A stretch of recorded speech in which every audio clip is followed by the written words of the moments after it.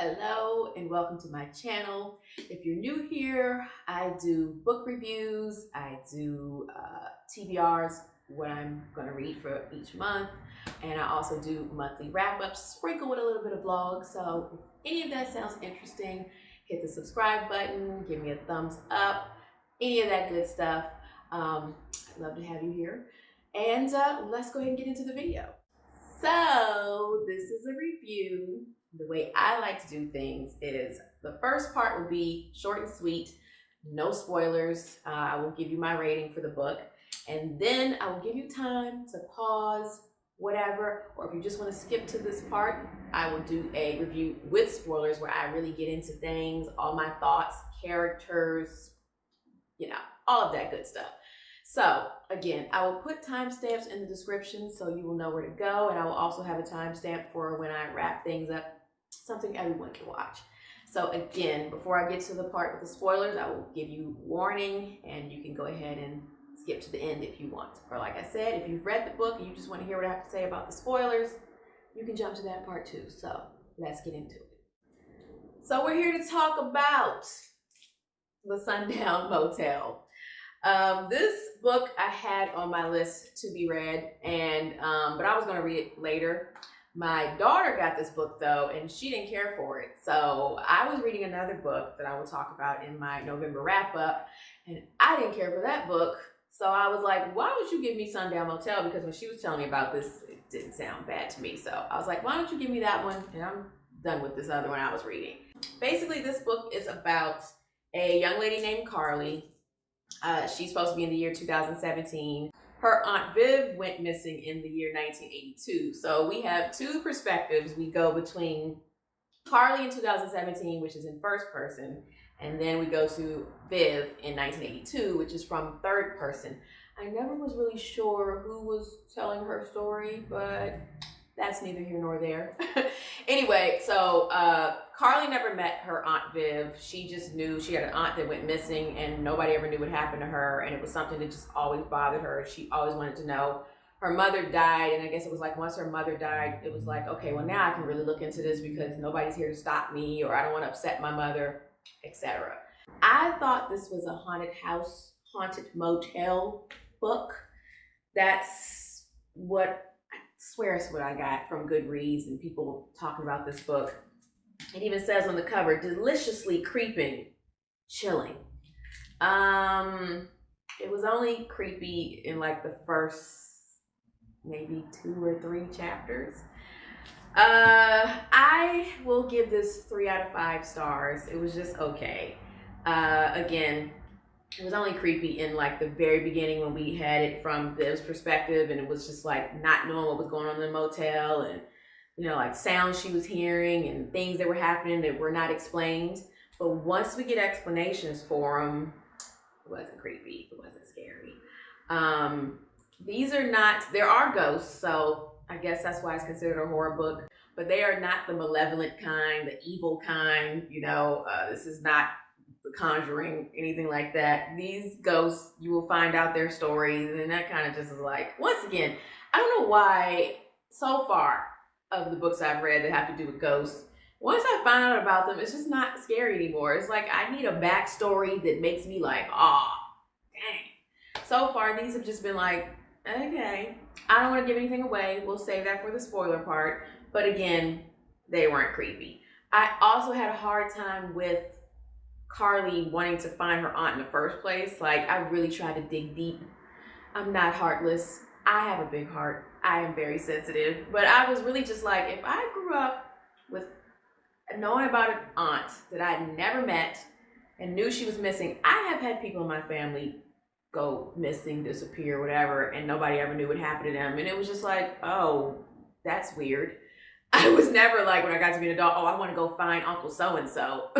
So I just had a hard time relating to that part of the story in the first place. But I was like, okay, I'm going to go along with it. I really also feel like this probably would have been better from just Carly's perspective, because going in between her and Viv, it started to get very repetitive, because Viv would find out something and then we'd come back to Carly and then she would find out about the same thing. We would keep hearing about the same stuff over and over and over again. And then also the, I guess, twist to the story, it wasn't a twist to me because the author just told too much. Because again, we're getting it from two perspectives. So if Viv figured out something and then Carly is trying to figure it out or whatever, it's like by the time Carly gets to it, it's like we already know. Viv already said that. Viv already experienced that. Whatever. She already looked into this person. So anyway, and then the villain of the story, I guess you'll say, just again, wah wah for me. So as I said, I give this a 3 out of 5. Maybe 2.5. We'll see. You can go to my Goodreads and see what I actually finally give it, but it was not really creepy. It had potential for that. It really did. I was excited in the beginning. It also took me a long time to get through this. I guess because of the writing, I wasn't 100% a fan of. Again, the switching between perspectives was kind of throwing me off sometimes. There were a lot of names, a lot of characters that I'd be like they mentioned somebody, and I'd be like, are they supposed to be important? Let me go back and look back to what Viv said about them. Or did Viv mention them, or was it Carly? It was just a lot. And the mystery thriller aspect of it, again, it was just okay. I've read some other mystery thrillers that were way better, and I'm just getting started. So, again, we'll see. This will probably get knocked down even further when I read better books, but as of right now, 3 out of 5, maybe 2.5 out of 5. So, that is my spoiler-free review. This is your warning. Jump to the end if you do not want spoilers. You have been warned. If you are not near your phone, get near your phone, your TV, whatever. Jump to the end. I'm about to get into the spoilers. And if you want to know the spoilers, let's go.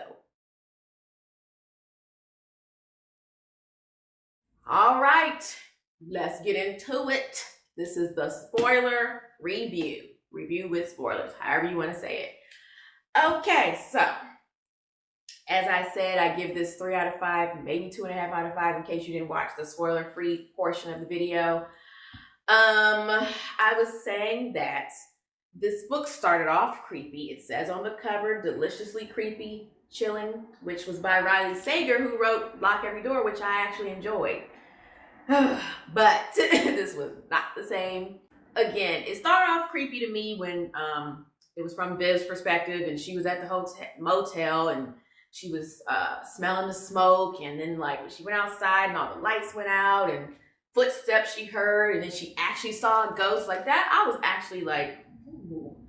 I was reading it at night. It was creepy. Then to me, once we get into like Viv and Carly getting out of the motel, which was part of my issue. I did a vlog where I was reading this, so I will link it here. You can go look at that. But I had an issue with, it's called the Sun Down Motel, and then they both leave the motel for a good part of the book. And they go off gallivanting in the town of Fell, New York, investigating what happened to these women that, they both find out there were these women that were murdered, which was the mystery of the hotel. I thought it was gonna be something better than that. There was a boy who drowned at the motel, his ghost we see, but in the end, he really didn't even matter. I don't know why he was in there. But anyway, I guess it was just another point to like this bad stuff had happened at this motel. But the main thing was that the main ghost, as you know, what was that woman's name? Helen, I think, or Heather. I think it was Heather. Her ghost was the one that was stuck at the motel because she was actually murdered and dumped there, but it wasn't a motel, it was like a construction site. So once I found out she was like this ghost that was murdered, and it was more like a sad thing, like, you know, the fact that nobody knew what happened to her, she wasn't scary. She wasn't really an angry ghost. She only got angry with, what's the dude's name? I think Simon was the guy's name. I'll put it up here if I'm wrong. She was only mad at him. So it was just kind of like, I mean, it got to the point where they started calling her name and stuff, like, Heather, are you there? And I was just like, okay, so now she's the homie. And then once, like I said, Viv went out and was trying to find out what happened to these women, I didn't care. I didn't want to read this to find out about these 3 women. I read this to find out what happened to Viv, not them.